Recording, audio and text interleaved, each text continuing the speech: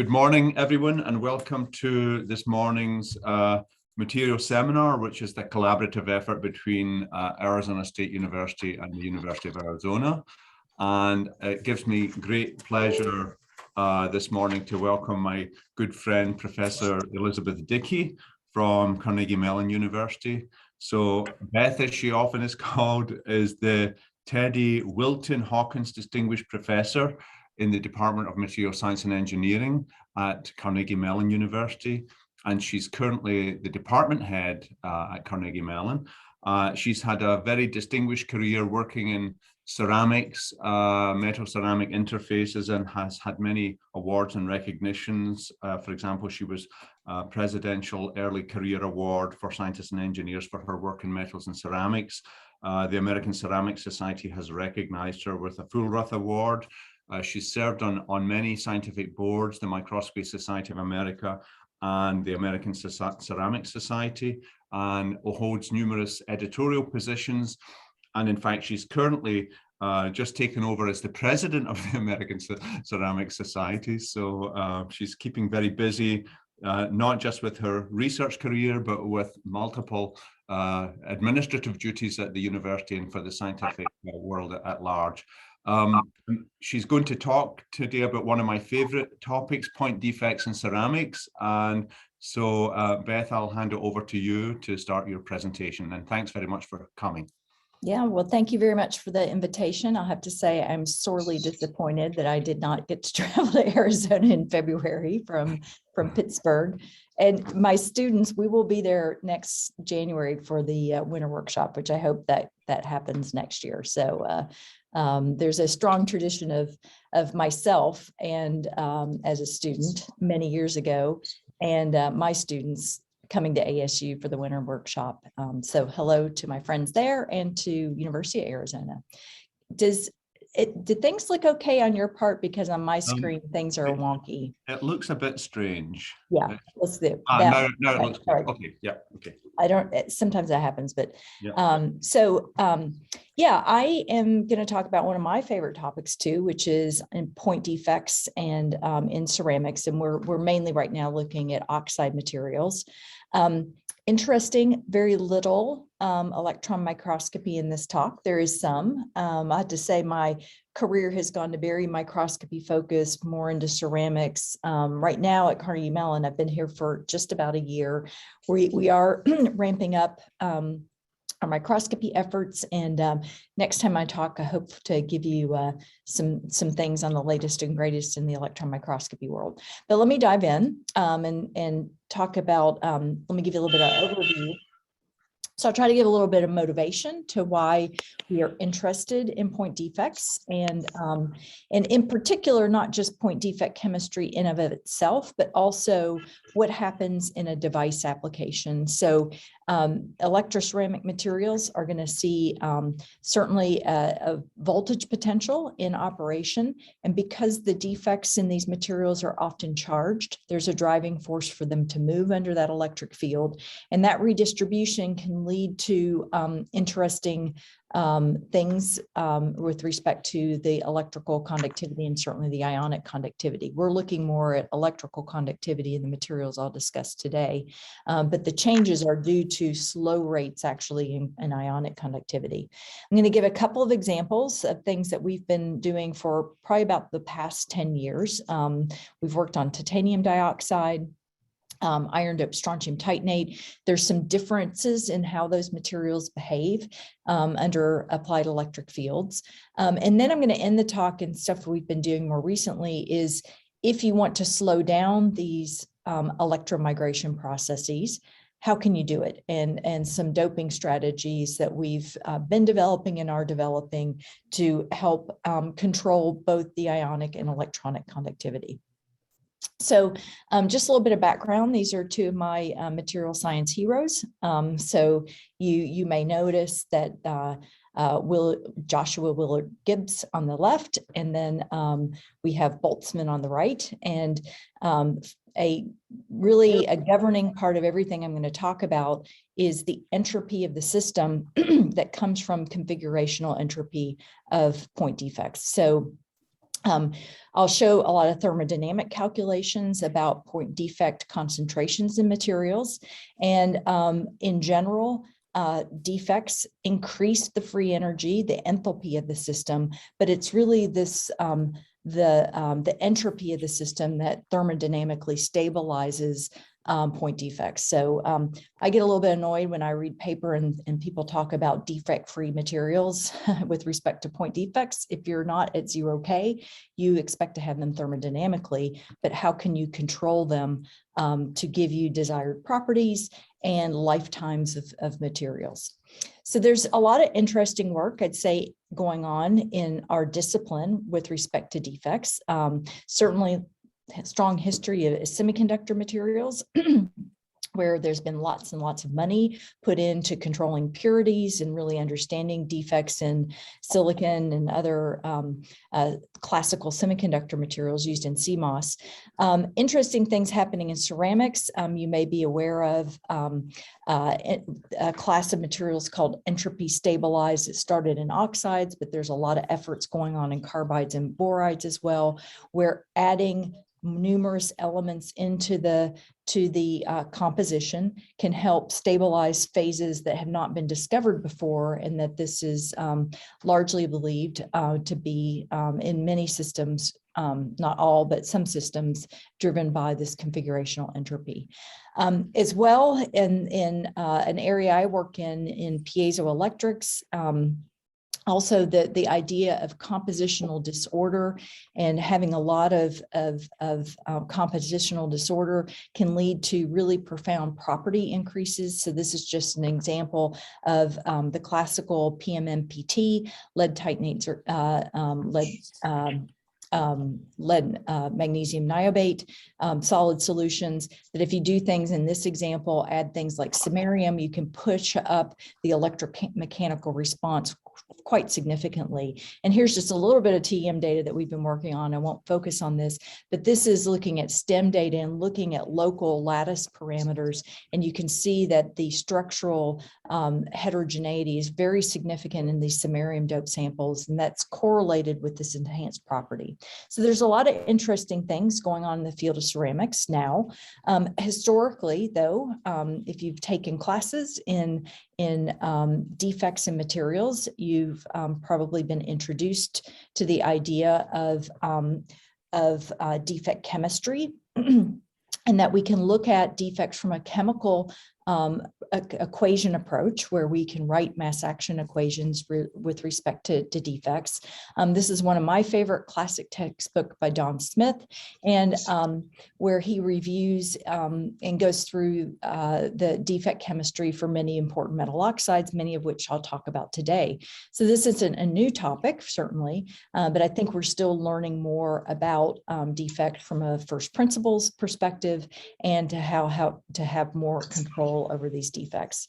And I'm getting a little bit of background, so I think there's some people that may not be muted, so I might just have you check to make sure your microphone's muted. The other thing I want to point out on this is point defects can be difficult, and they have been until very recently, difficult to measure directly through things like microscopy techniques. And so classically what has been done in the ceramics community is to measure conductivity. So this is pretty small, but this is a classic plot of the log of the conductivity of the material versus PO2, which is on the x-axis, so oxygen activity, and temperature. And all these curves are just different temperatures. Typically in ceramics, if we want to understand the equilibrium behavior of the material, we will measure these at fairly high temperatures where the system can get to equilibrium. At more moderate temperatures, or maybe even down to room temperature, we also have to think about which defects are mobile at different temperature ranges. And that's an important thing to understand. Certainly the electronic defects have pretty good mobilities at lower temperatures, but some of the ionic defects, their mobility is significantly reduced. So we want to be able to harness defects, control them.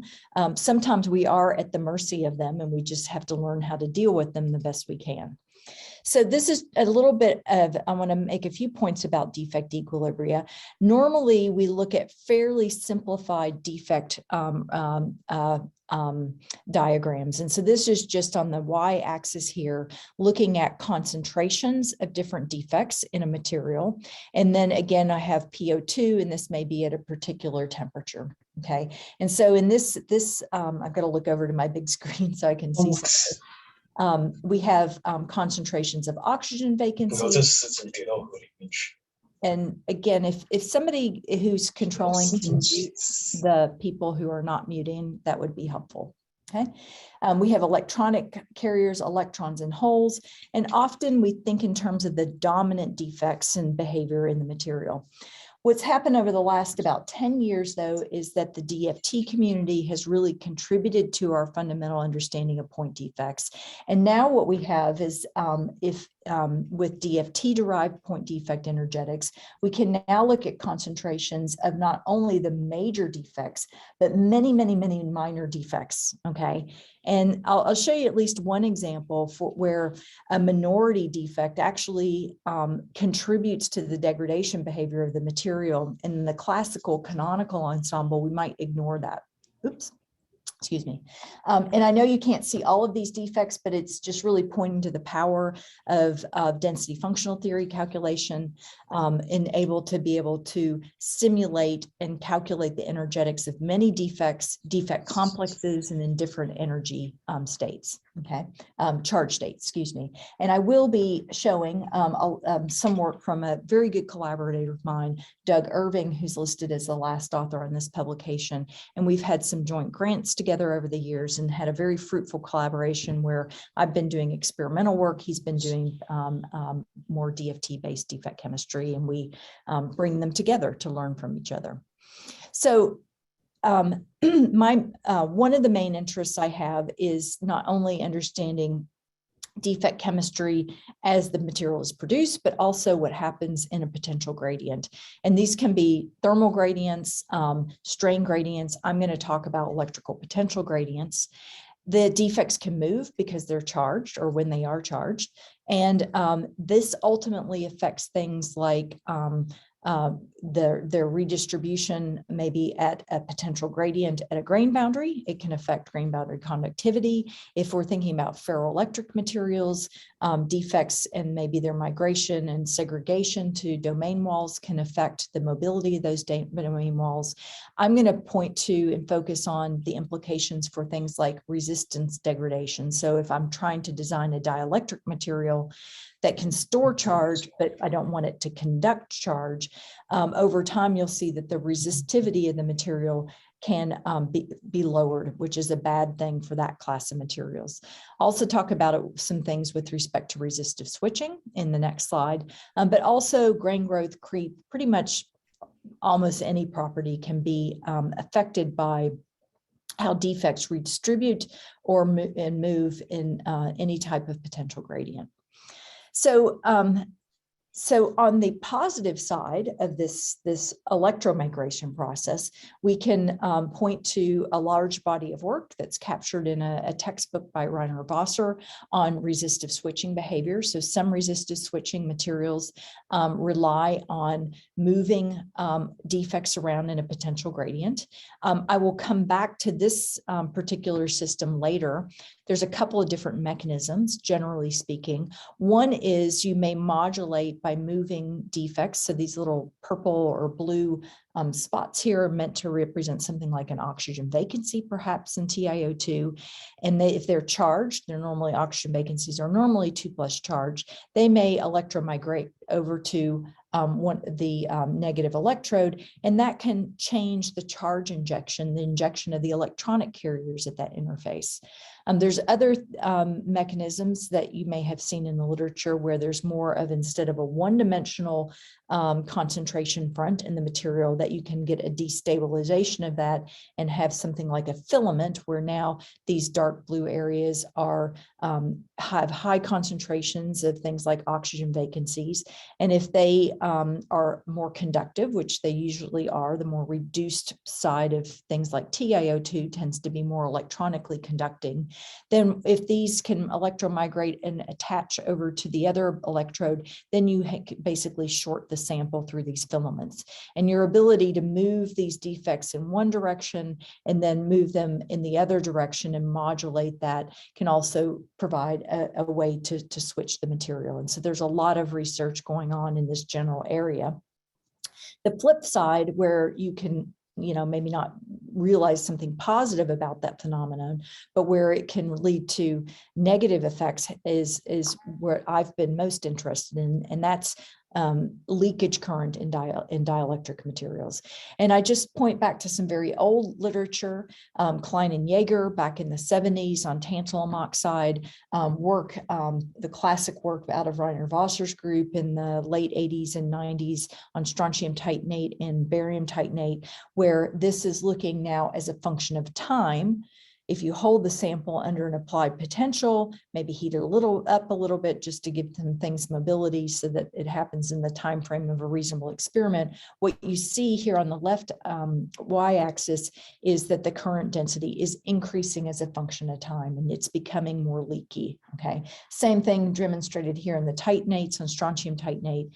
And what's shown on the right is after you have degradation, and I'll show you some of this in our work too, you can get very non-linear electrical behavior. So this is a degraded strontium titanate that now has this large asymmetry in the current as a function of voltage. Okay, so it's looking more like a diode type material, and we'll talk about that later. And so from a fundamental perspective, what should happen when you put applied a bias? So we think of equilibrium in these materials as reaching equilibrium when you have no gradients in the electrochemical potential. Okay, and so if there's no potential gradient, you expect no gradients in the chemical potential, or the concentrations are constant. And this is neglecting things that might happen near the interfaces with Schottky barriers. If I put an electrical potential across the sample, and if I have blocking contacts where I'm not going to have mass transport in or out of the material, then I expect to have a concentration gradient, okay, reflected here, to come to this equilibrium condition. So that's just kind of a very high level thermodynamic thinking of this. Now you can apply drift diffusion equations to model the kinetics of this. And so if you do this, and this is again going back to some of this work by Rainer Wasser, applying a drift diffusion equation, what you expect as a function of time is to get very large changes in the concentration spatially within the sample over as a function of time. Okay. All right, so let's look at this in practice. And the first example that I'm going to show is back to this resistive switching behavior in titanium dioxide. And I'm going to, although we have seen under certain conditions filamentary type growth, I'm not going to focus on that just for time's sake, but really focus on this particular problem. So the way you might design a device is if you have TiO2 that has a certain electronic conductivity to it, and you can control that with the initial oxygen partial pressure or doping. If you put high work function metal like platinum on it, you will form a Schottky barrier, okay, that serves as a barrier for electron injection at the interface. And as I mentioned before, now if I move the oxygen vacancies, or we'll see something like a titanium interstitial, if they can move as a function of time, and we get this redistribution of point defects, locally, I'm going to have also a redistribution of my electronic carriers, right? Because normally we think of at least on a semi-local scale, I can, you want to have electroneutrality in general. So there will be a response as you change the ionic defects and the charge density associated with that. There will be a redistribution of the electronic defects. And so we expect something to happen with this Schottky barrier lowering. We can, if we get the carrier concentrations up high enough, you can also get perhaps tunneling at that barrier. And so the initial condition may be such that I have nonlinear IV behavior because of the Schottky barriers, but it should be symmetrical with respect to the polarity.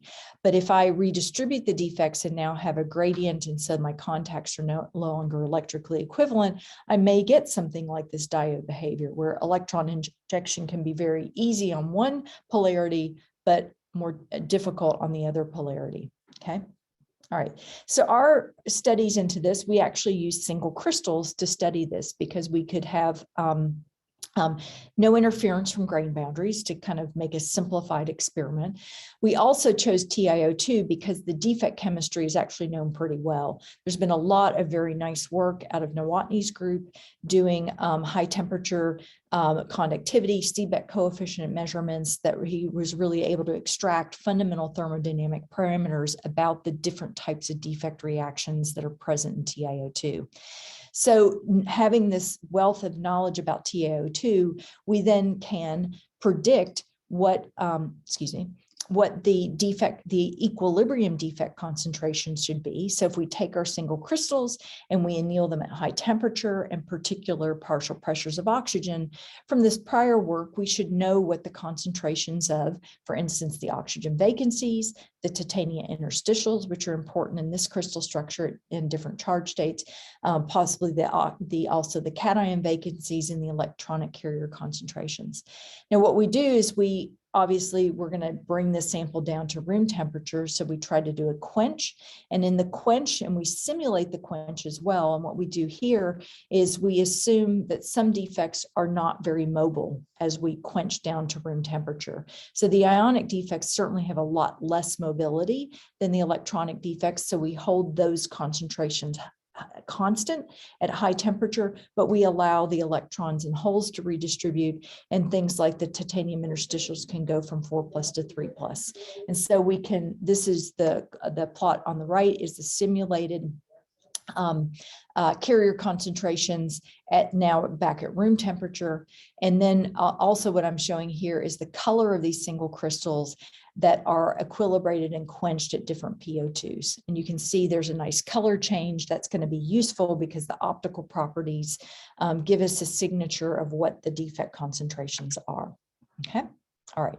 But a major point is that we do have still, we expect the majority of the point defects to be oxygen vacancies, but there still are decent, especially in the more reduced conditions, there are sizable concentrations of titania interstitials, even though they're not the dominant defect. You'll see, we believe they play a role in the degradation behavior of the material.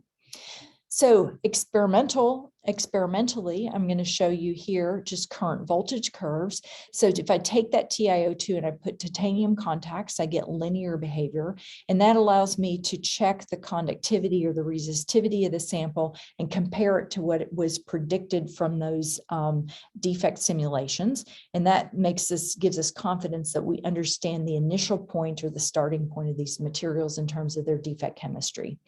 If we then put platinum contacts on, we can now get this nonlinear behavior that's due to the Schottky barriers associated with the platinum contacts. And through some fitting of the data, we can get an estimate at least of what the barrier height is and compare that to other literature for this system. But it's on the order a little less than an EV, the barrier height. Excuse me. And now what we do is we do our degradation studies, and we put a certain voltage that leads to an electric field in the material that initially we expect to be, fairly homogeneous within the bulk of the material. We do accelerate these thermally so that this can happen in a reasonable time frame, and we monitor the DC current evolution. And you can see if I say step the voltage, I get a step or an increase as a function of time of the total leakage current in the material. And if we look optically, what we see is in the optical microscope at this negative electrode, you see a darkening of the TiO2. And if you remember back to my plot, that's for these materials associated with a more reduced TiO2. Okay, and so that makes sense. Oxygen vacancies or titania interstitials would be migrating over to that electrode and pushing it to the left on those defect equilibrium curves that I showed you. Okay. Then if you look at macroscopically, after you do the degradation and you go back and measure an IV curve, you see from the initial state, which was this black curve, then I have this dotted line. And that is, again, very similar to the work that Wasser did on the titanates, that I have now a sharp increase in the leakage current in one polarity. Okay. all right, that's associated, we think, with the ability to inject electrons at that electrode. If we want to now step down in length scale, we can move to things like cathodoluminescence spectroscopy in the SEM and look at near this region, near the electrode, the cathodoluminescence that's arising from excitations of the core electrons, and then as they relax, you're giving off light that we're capturing in these wavelengths here that are shown on the x-axis. And what we see is when we're near this dark region, which is near the cathode interface, you see an increase in this peak.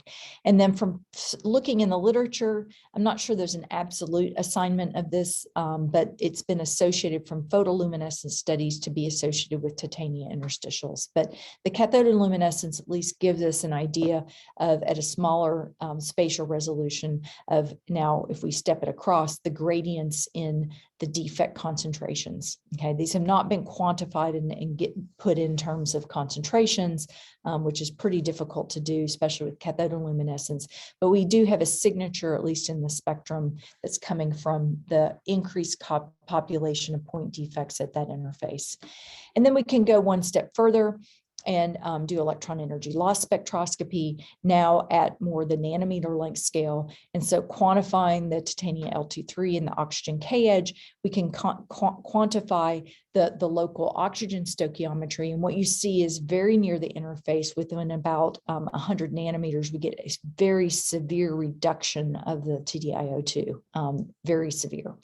Also there's a chemical shift associated with, that's what these blue dots are. You get a concomitant chemical shift of the TiO2 as it becomes more reduced, okay, of the titanium.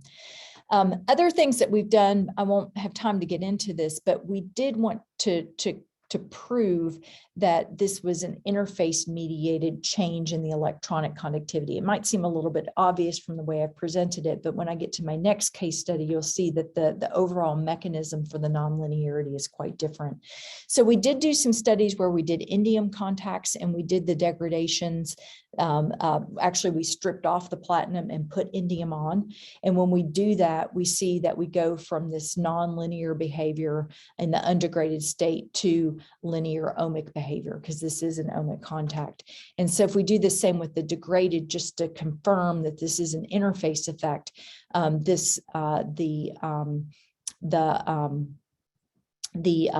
platinum contacts are shown here in the solid lines. The two different colors are two different crystallographic orientations. The kinetics and everything are different, but the same overall behavior, regardless of the crystallographic orientation, is that I get nonlinear behavior after degradation.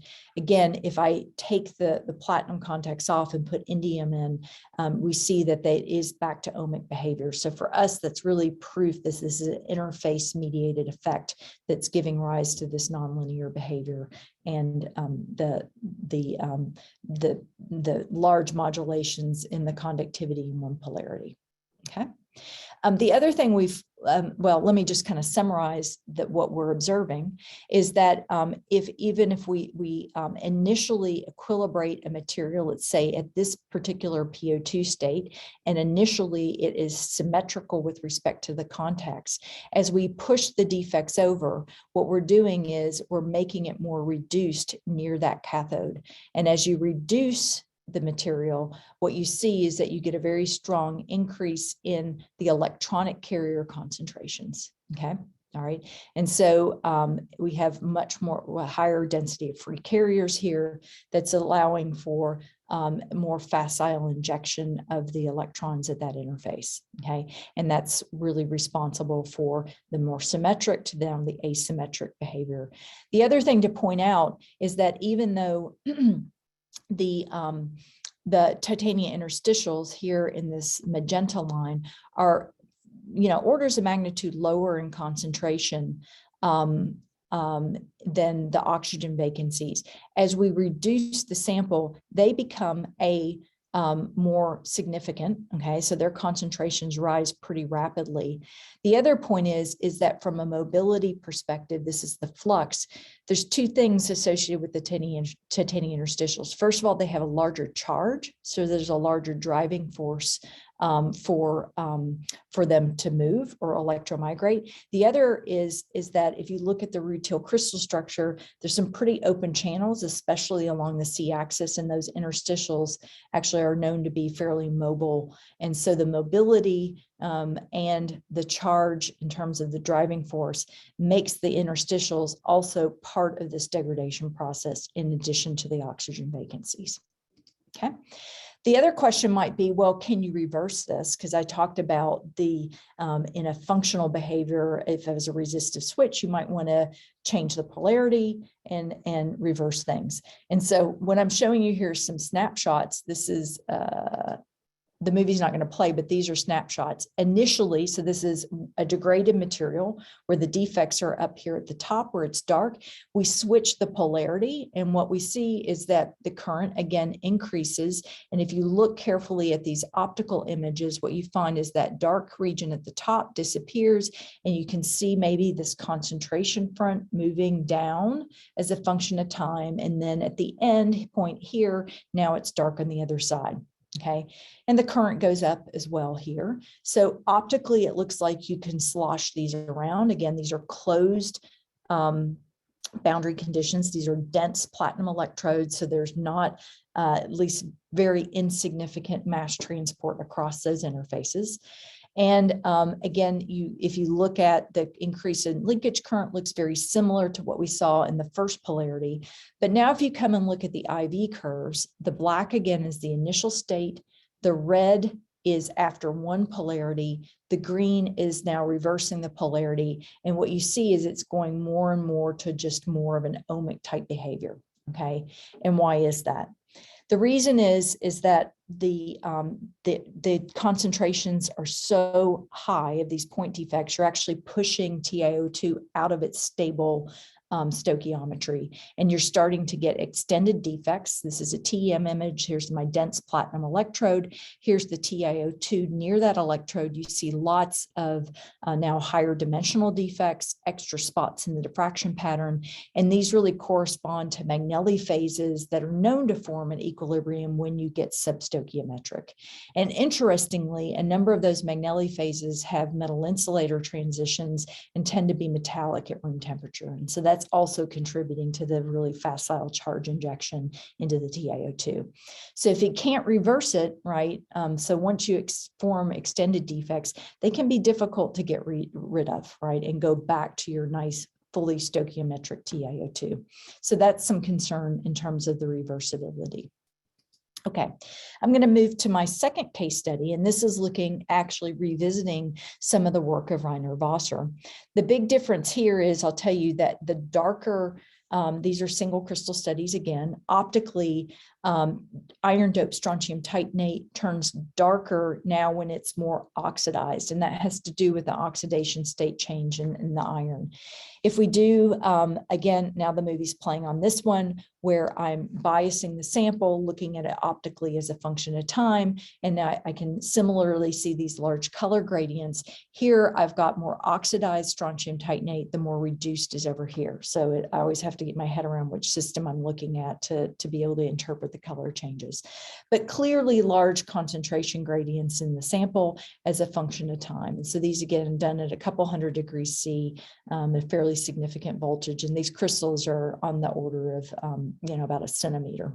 Okay, similar. Now this material at the beginning was much more resistive. So if I look at the IV curve, I see not much. It barely conducts at all, which is what you want for a dielectric material.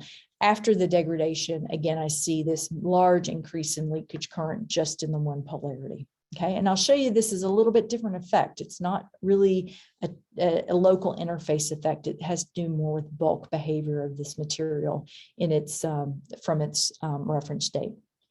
The other thing we started to do was not just to look at DC leakage current as a function of time, and this is again this classical behavior of increasing leakage current as a function of time when it's under an applied voltage.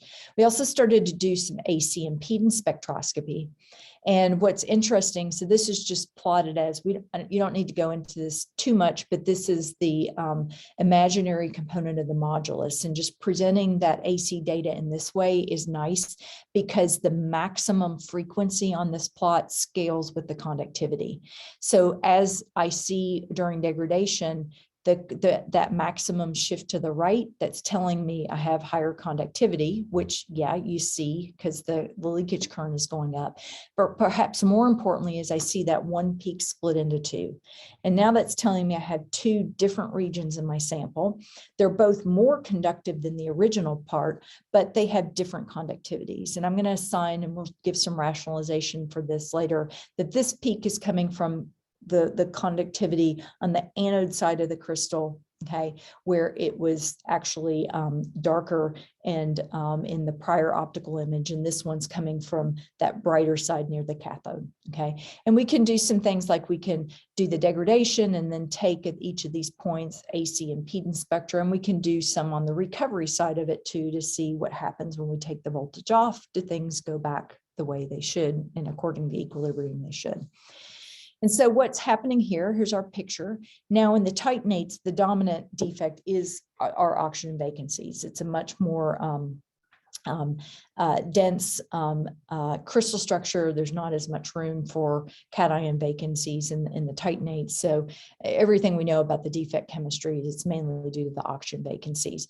The cation vacancies, they are very immobile at these temperatures. They don't become mobile till around 1200 degrees C. But and this work was in collaboration, if you go to some of these papers with Longqing Chen at Penn State, who did some of the modeling, drift diffusion modeling for us. But what you expect from those models is that you get, again, these very large concentration gradients in the oxygen vacancies as a function of time as they're moving in response to the applied voltage. And what happens is, again, going to the defect chemistry, as I push the oxygen vacancies over to the cathode side and it becomes more reduced, again, the electronic carriers are responding to that. More reduced TiO2 becomes N-type conducting. And then on this side on the left near the anode, as I'm reducing the concentration of oxygen vacancies or making it more oxidized, it's pushing it actually P-type, okay? And so I've got these gradients in even the dominant conduction mechanisms. And so that picture is kind of summarized here. So this is plotting not oxygen activity or PO2, but just actually as a function of the oxygen vacancy concentrations. So this is taking what we know about the defect chemistry of strontium titanate, iron doped strontium titanate. We anneal the crystal here where the overall conductivity is very low. Remember, I showed you the IV curve and there's very little leakage current. The dominant carrier actually are oxygen vacancies. It is an ionic conductor, not a good one, but there's enough ionic conductivity that things can move around. And as I push the oxygen vacancy concentration down, now it becomes more of a hole carrier, okay? And the conductivity is dominated by the holes. When I push the oxygen vacancy concentration up near that cathode, it becomes more N-type conductive, okay? And so really our understanding of this is that, and this is actually consistent with Rainer Wasser's original interpretation, is that we've really created an internal p-n junction, where I'm P-type on one side of this color front, N-type on the other side. And everything that we've done is consistent with this. But this gives you a picture of that in the titanates, the bulk changes in the defect concentrations are really important for the leakage current. And it's not necessarily just an interfacial effect, okay? So now what I'm going to move to is this final part, and this has to do, well, what do we do about this problem? And I'm going to move to barium titanate, and one of the reasons is it is by far the most widely used dielectric in capacitor materials, okay? So these are multi-layer ceramic capacitors. There's a couple of interesting things about them I won't have a lot of time to get into, but certainly as we're miniaturizing devices, okay, for the same voltage that you might need, as you miniaturize things, the electric fields go up, okay. Also, these are used a lot in electric vehicles and different applications where temperature can be going up. frequency, the humidity conditions, even though they're largely try to package these in hermetically sealed devices, inevitably moisture can get in, and that becomes a problem too. And so these are ubiquitous in every kind of device that we have. If you open up your iPhone, you will find on the order of 1,000 capacitors like that. And there's other types in there too in your iPhone. If you were to open up your Tesla, you get, because there's so many electronic devices, you would go from about 1,000 to about the order of 10,000 capacitors. And then on the other end of the spectrum are things like implantable defibrillators. They tend to use a different type of capacitor. Some of those MLCCs can find their way in, but that's more on the order of 1 capacitor. But it's really important. So you might not think that things like degradation, there's other things, my screen cracks, other things can happen to cell phones. The safety issue and the lifetime issue becomes more important as we go across to the right. And so this issue of being able to prevent this dielectric degradation has some pretty serious implications, okay? And as I mentioned before, things are being miniaturized. So this is just the dielectric layer thickness as a function of year. Things are getting smaller. These are polycrystalline materials, okay? So they're tape casted and pretty classical ceramic processing, even when you get submicron layers. And so I'm going to be looking at polycrystalline barium titanate. There has been a lot of work on how you dope barium titanate. It's not 5 nines purity, okay? These are mined materials. They try to get some purities, but they're, we don't have silicon grade purities. So you have to deal with some background impurity levels. There's been a lot of work, and I'm pointing out some literature out of Korea in particular about how to dope these materials to limit both the electronic and the ionic conductivity. And some very interesting things that they found is instead of these sharp V shape going from N type to P type as a function of PO2, they found some co-doping chemistries where there's a pretty large plateau region of very low conductivity. And they suggested that, maybe the Fermi level was being pinned, but this was motivated our most recent work.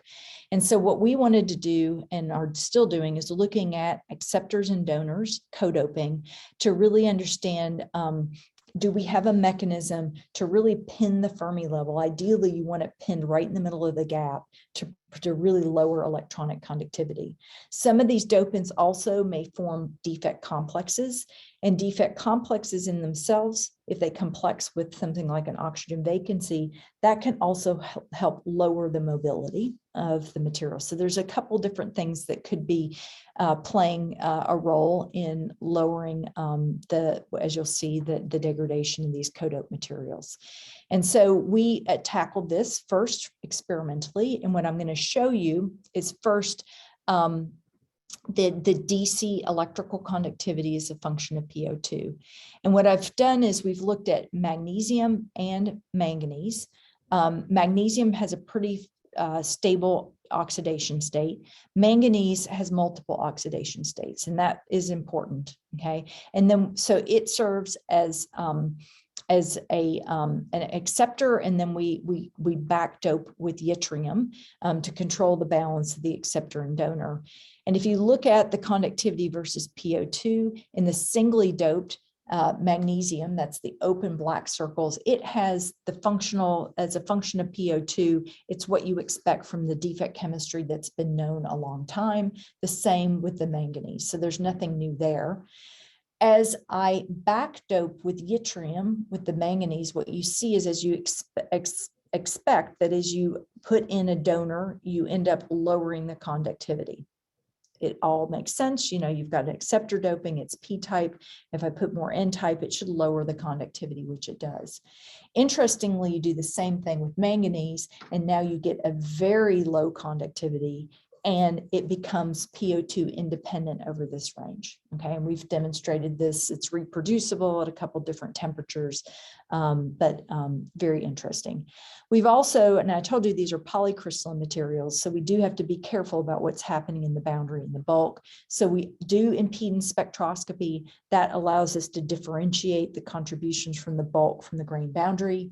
And what I'm showing on the right is just the bulk contributions. So we're looking at considering at this point the bulk defect concentrations. And again, now we have temperature dependent data. The magnesium, the codope magnesium, yttrium, and the manganese behave as we might expect. Again, here's the codope. The bulk conductivity is significantly suppressed and the activation energy changes quite a bit, okay? And this activation energy is actually associated with the ionization energy of the manganese.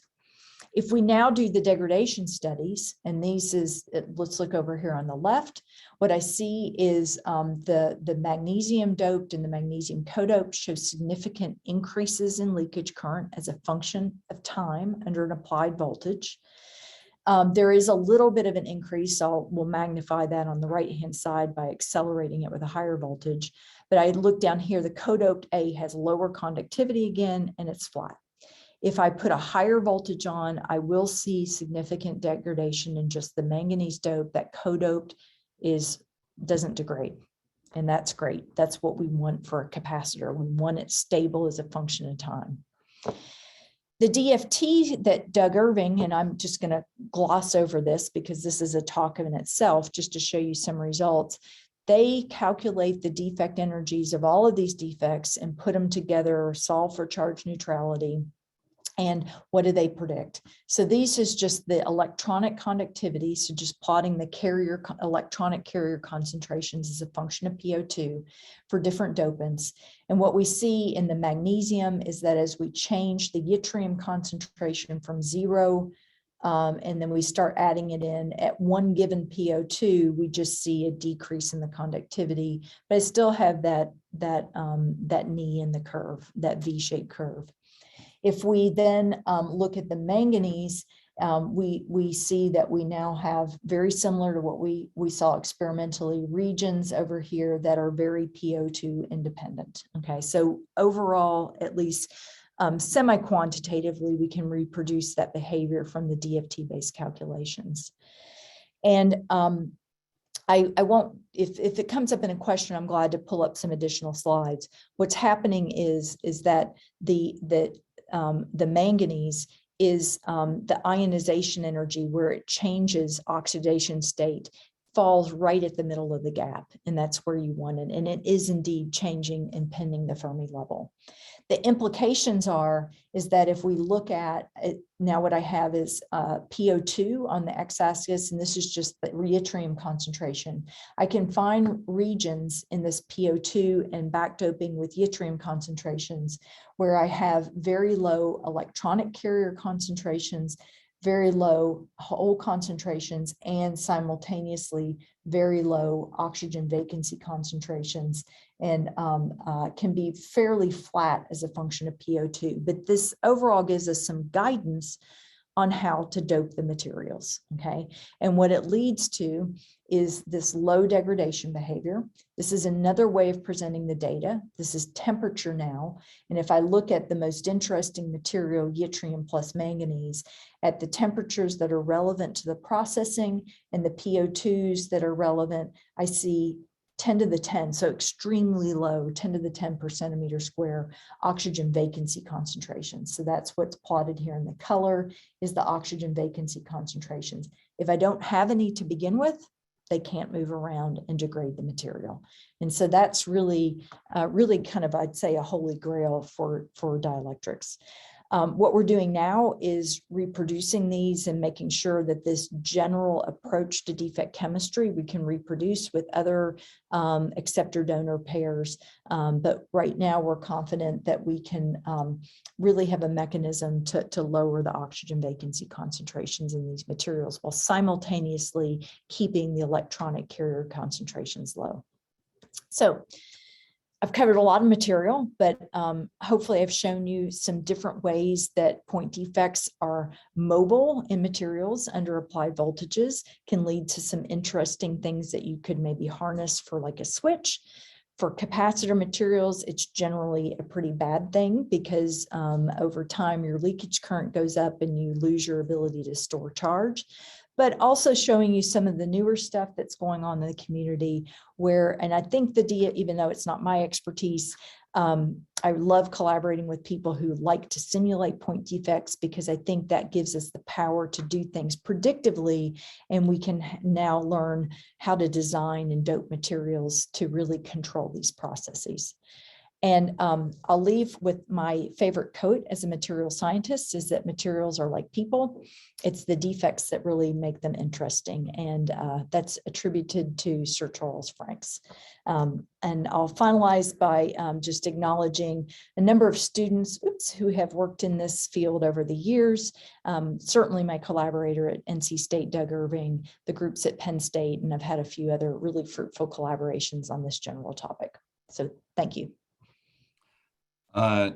Thank you very much, Beth, for that fabulous talk. It was really interesting. I know I have many questions, but so maybe I'll just jump in and take advantage of my position. The manganese yttria dope material. Just a couple of questions I have. You didn't show the grain boundary conductivity. I was curious to know, was it higher or lower than the grain conductivity? Very good question. So in that sample, when we look at the impedance data, and we're trying to understand that, it's actually lower than the grain boundary conductivity in the temperature range. Right. And so now we're doing temperature, so we can see where it crosses over, but it's at pretty low temperatures where the grain boundaries should end up dominating the overall conductivity. And just a sort of a follow-up, and then I'll let it. The materials were processed at 900 degrees C, and I wondered, if you would expect any segregation to grain boundaries, and also since the application I think is for capacitors, have you any sense of how stable would there be electromigration occurring in typical high, if you have these supercapacitor type structures? Is there anything you have on the stability over time? So let me just answer the high temperature question first. So the conductivity versus temperature studies and PO2, actually the conductivity versus temperature studies I showed, those were all done at air, and we actually held the sample and allowed it to come to equilibrium before making the conductivity measurements. So those we think are at least partial equilibrium. We have to be careful because the cations can't come to equilibrium. So if we're below about 1200 C, we know it's just the oxygen vacancies in the electronic carriers. But those are done where the experiment is we change. So this is not looking at the degradation. This is just the defect chemistry. We are up at pretty high temperatures, between, around 900, but some temperature excursion. We step the temperature, we monitor the conductivity and let it come to equilibrium. Right. Okay. And that's what I'm showing. So they're I'll say quasi equilibrium just because the cations can't get to equilibrium. Okay. Right. The second question was about in real capacitors, I think, in service. This happens. Yeah. Even, where it's more likely to happen, it depends where it is on the circuit board. Things can get quite warm, especially when you go to like power electronics and silicon carbide. Things can get up to several hundred degrees C, same temperatures we're doing the degradation at. Right. So it will depend on the environment it's in, but it happens, and it's a major concern. So most of these capacitor companies they have banks of highly accelerated lifetime testing that they're doing to get all the statistics of the degradation kinetics. It's a big concern, and reliability is studied statistically a lot by capacitor manufacturers. What we do is try to bring in the microscopy and the impedance to understand why it's happening. Right. Okay, thanks very much. Maybe we can have some questions from the audience. We have a few minutes left. You can either put your question in chat or just unmute and ask your question. Peter, can I ask a question? Yeah, sure. Thank you, Beth, for a great talk. So we have been working in my lab doing electromigration studies, and I'm a phase field modeler, by the way, very similar to launching. So we have had this grant, and so we were working on trying to understand the electromigration mediated defects in interconnects. And what we did found was, because we were working with a metallic system, so we are working with copper, tin, lead-free solders and interconnects. So one of the ways by which we were able to sort of arrest electromigration is by alloying. That's one thing we have seen.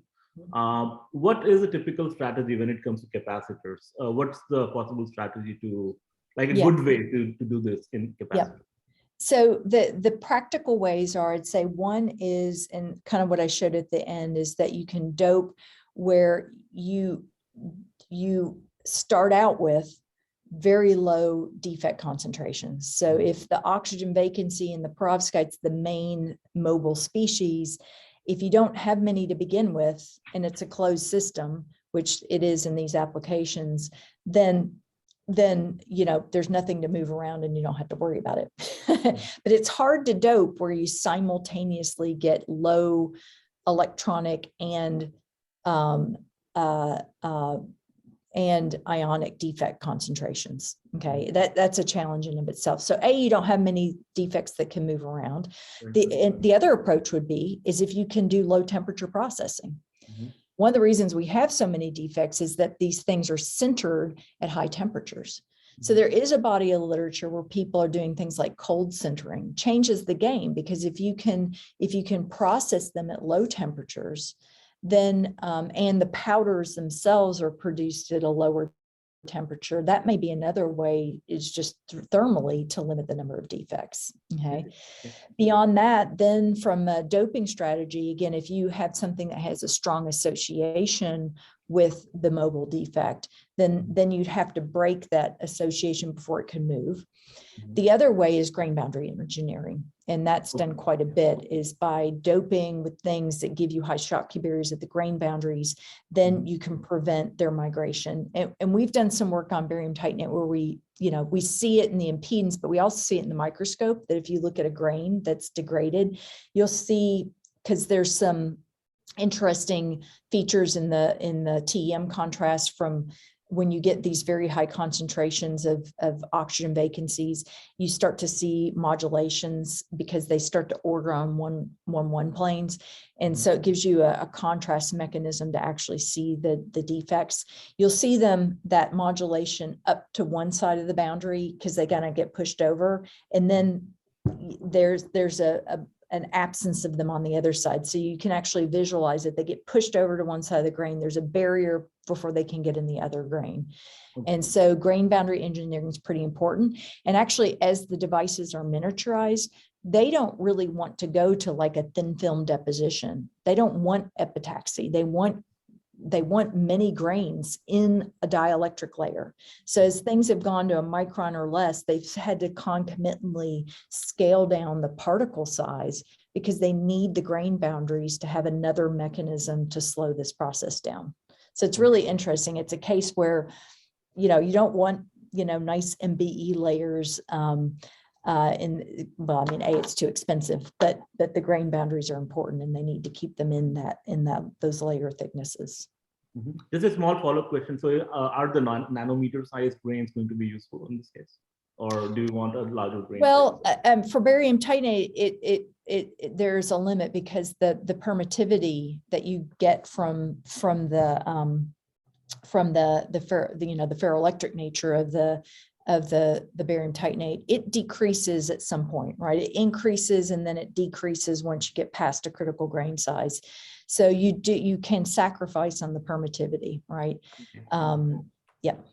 Okay. Yeah. Thank you. Maybe time for one or two more questions if anyone in the audience. Can I ask a question? Yep, sure, Krishna. Yep. Hi, this is Brian Stromey. Sorry, Brian. Sorry. I was fascinated with those images you showed of the defects migrating across the sample with light. And I'm just curious, is that done just with reflected light, or is that in transmission, or how did you do that? Those are just reflected. It's a really strong absorption. And actually what's interesting is Doug Irving, he he was able to predict the onset of that color change very precisely as a function of PO2 with his DFT-based calculations. So in the strontium titanate, it's due to the iron oxidation state changing. Yeah. So there's some very nice work if you look up that explains why the brown coloration comes. And it's actually not just the iron itself. Knowing that there's a defect complex between the iron and oxygen vacancy, you actually have to take that into account in the defect chemistry.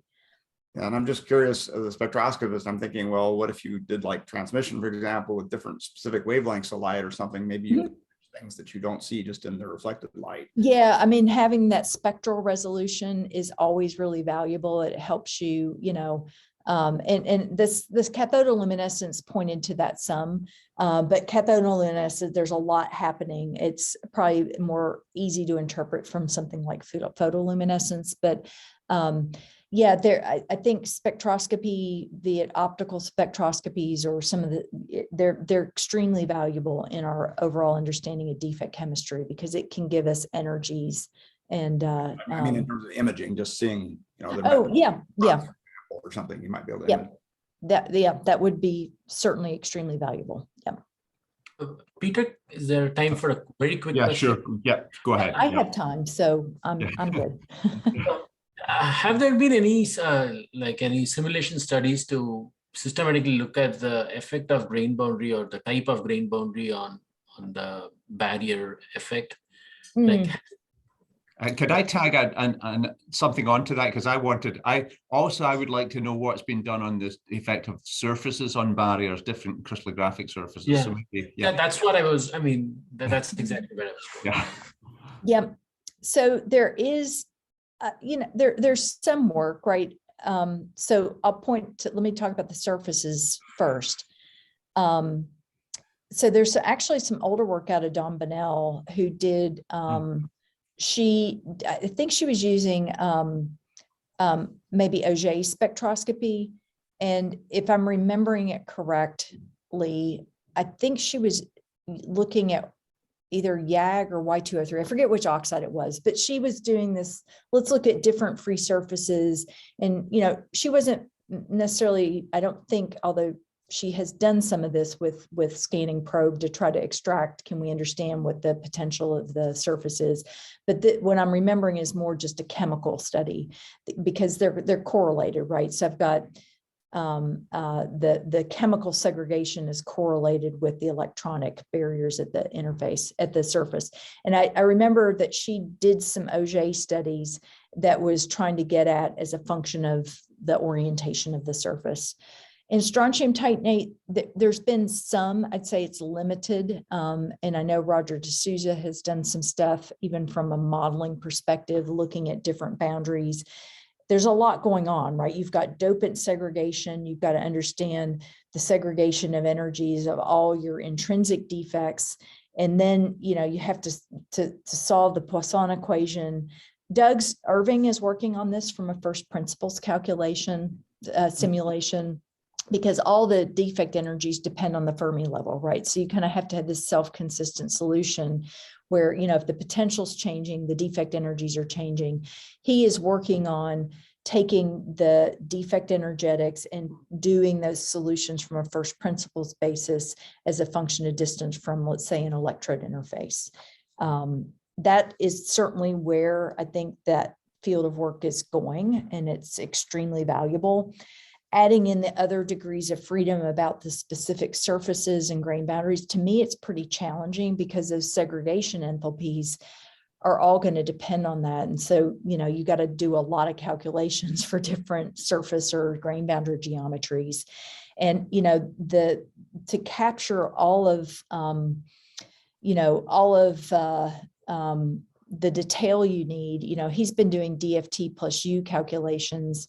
You can imagine that those could be really expensive calculations, even for a single grain boundary.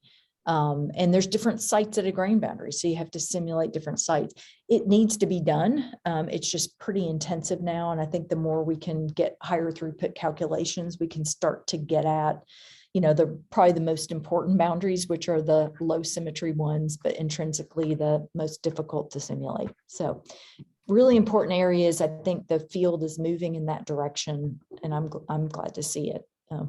Is that the next DMREF proposal? Yeah. So just another very, very quick question is, what if we do most of these experiments under controlled oxygen partial pressures? I mean, is that another way we could control the external? Well, I mean, you could in the lab from theoretical, and that's some of what we do. From a processing commercialization, what's really interesting about these materials is they have electrodes, right? And so, if you have enough money, you can use platinum and palladium and you can fire things in air. I didn't get into this whole discussion that the way that these capacitors are made, they're centered under low PO2 conditions. There's a very narrow window. Let's say you have to get to 1300 C to be able to center. There's a very narrow window in PO2 space that allows you to not oxidize your nickel electrodes, but also not really reduce. I mean, you're reducing it somewhat, but not to actually drive a phase change in your titanate based ceramics. So it's really remarkable that they can produce trillions of these devices under pretty narrow processing conditions in terms of temperature and PO2, because you have the restrictions, the materials restrictions of the electrodes. Cool. Thank you. Mm-hmm.